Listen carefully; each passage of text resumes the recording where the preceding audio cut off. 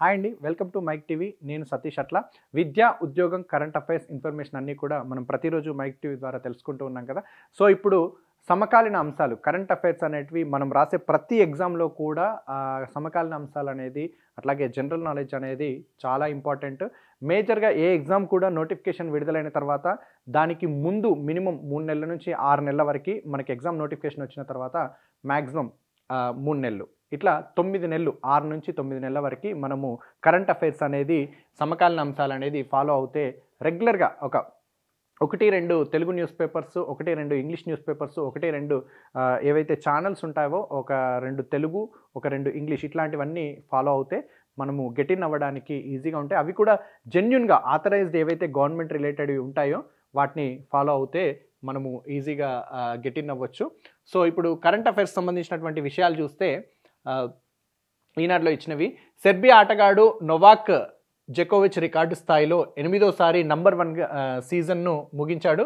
ఈ ఏడాది Australia Open, French Open, US ఓపెన్లకు కైవసం చేసుకున్న జోకోవిచ్ ఇటీవలే WTA ఫైనల్స్ టోర్నీని గెలిచి ఆ క్రమంలో నంబర్ 1 ర్యాంకును కూడా ఇతను సొంతం చేసుకోవడం జరిగింది.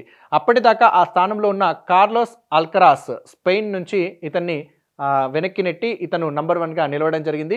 ఆ స్థానంలో ఉన్న కార్లోస్ వెనక్కి నెట్టిన తర్వాత అయితే అత్యధిక సార్లు నంబర్ 1గా సీజన్ను ముగించిన జాబితాలో జోకోవిచ్ తర్వాత పీట్ సంప్రాస్ 6 సార్లు ఇతను తర్వాత స్థానంలో ఉన్నాడు. ఇక మహిళల్లో ఇగా స్వీటెక్ పోలాండ్ నుంచి ఈ ర్యాంకుల్లో అగ్రస్థానాన్ని కైవసం చేసుకుంది.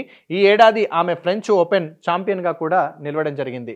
ఇక మరొక కరెంట్ అఫైర్స్ సంబంధించిన ఇన్ఫర్మేషన్ చూస్తే దేశంలో అత్యున్నత క్రీడా పురస్కారాల్లో మనకు మేజర్ ధ్యాన్ చంద్ ఖేల్ రత్న, అర్జున, ద్రోణాచార్య అవార్డుల ఎంపిక కమిటీకి సుప్రీంకోర్టు రిటైర్డ్ న్యాయమూర్తి జస్టిస్ ఏఎం కన్విల్కర్ సారథ్యం వహిస్తున్నారు. ఇక దీనికి 12 మంది సభ్యుల కమిటీకి జస్టిస్ కన్విల్కర్ను చైర్మన్గా నియమిస్తున్నట్లు కేంద్ర క్రీడల మంత్రిత్వ శాఖ 2023 డిసెంబర్ 3న ప్రకటించడం జరిగింది.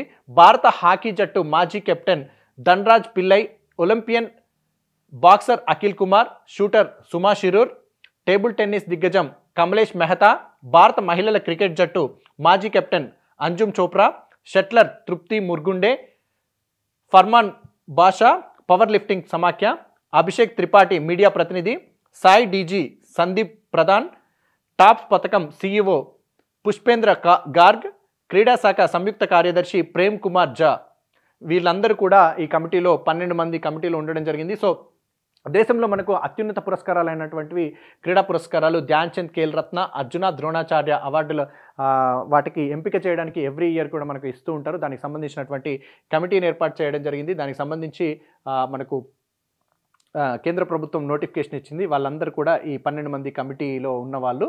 సో ఇక 2023 నవంబర్ 4న విడుదలైన జాతీయ నేర గణాంకాలు 2022 ప్రకారం దేశంలో మనము నిన్న కూడా దీనికి సంబంధించి చెప్పుకున్నాం. దేశంలో రోజులో గంటకు 78 హత్యలు జరుగుతున్నట్లుగా మనం చూసాం. దానికి సంబంధించింది కరెంట్ అఫైర్ కింద కూడా ఇచ్చారు. అదొకసారి చూస్తే NCRB ప్రకటించిన అంశాలు ఇవి. సో 2023 నవంబర్ 4న విడుదలైనటువంటి జాతీయ నేర గణాంకాలు 2022 ప్రకారం దేశంలో 2022లో 28,522 హత్య కేసులు నమోదయ్యాయి. అంటే రోజుకు సగటున 78 హత్యలు జరుగుతున్నట్టుగా ఇక్కడ తెలుస్తూ ఉంది. 2021లో నమోదైన మొత్తం హత్య కేసులతో పోలిస్తే 29,272 అప్పుడు పోలిస్తే 2022లో 2.6% తగ్గుదల నమోదైంది. ఇక 2021తో పోలిస్తే 2022లో సాధారణ నేరాల సంఖ్య 4.5% మేర తగ్గినట్లుగా ఆ నివేదిక తెలియజేసింది. ఇక 2022లో గుర్తించదగ్గ నేరాలు మొత్తం 58,24,946గా నమోదయ్యాయి. ఇక ఇందులో IPC కింద 35,61,379, ఇతర ప్రత్యేక స్థానిక చట్టాల కింద 22,63,567 కేసులు నమోదైనట్లుగా ఆ నివేదిక NCRB నివేదిక తెలియజేసింది. అంతకుముందు ఏడాది నమోదైన 60,96,310 కేసులతో పోలిస్తే 2022లో 2,71,364 4.5% మేర తగ్గుదల నమోదైంది. క్రైమ్ రేట్ ప్రతి 1,00,000 మంది జనాభాకు 445.9 నుంచి 422.2కి తగ్గినట్లుగా ఇక్కడ నివేదిక తెలియజేస్తుంది. ఇక మరొక సమకాలీన అంశం కరెంట్ అఫైర్ చూస్తే దేశంలో రూపొందిన అతిపెద్ద సర్వే నౌక ఐఎన్ఎస్ సందాయక్ 2023 డిసెంబర్ 4న భారత నౌకాదళంలో చేరింది. కోల్కతాలోని Garden Reach Ship Builders and Engineers BRSC సంస్థ దీన్ని నిర్మించింది. ఈ శ్రేణిలోని 4 సర్వే నౌకల్లో ఇది మొదటిది. దీని పొడవు వచ్చేసి 110 మీటర్లు. దీన్ని 2021 డిసెంబర్ 5న జలప్రవేశం చేయించారు. అప్పటి నుంచి దీనిపై సముద్ర పరీక్షలు జరిగాయి. నౌకాదళ దినోత్సవాన్ని ఇటీవల మనం జరుపుకున్నాం. నౌకాదళ దినోత్సవాన్ని పురస్కరించుకొని ఈ నౌకను లాంఛనంగా నేవీ చేతికి అప్పగించారు. ఇది తీర ప్రాంతంలో సాగరంలో హైడ్రోగ్రాఫిక్ సర్వేలను నిర్వహిస్తుంది. నావిగేషన్ మార్గాల నిర్ధారణకు సహాయపడుతుంది. రక్షణ అవసరాల కోసం సముద్ర భౌగోళిక డేటాను సేకరిస్తుంది. సో ప్రతి సంవత్సరం కూడా మనం నౌకాదళ దినోత్సవాన్ని జరుపుకుంటాం. ఇటీవలే జరుపుకున్న సందర్భంగా వాళ్ళు దానికి అప్పగించడం జరిగింది. సో ఇది ఈ రోజు వరకు ఉన్నటువంటి ఈ వారం ఉన్నటువంటి కరెంట్ అఫైర్స్ సమకాలీన అంశాలు.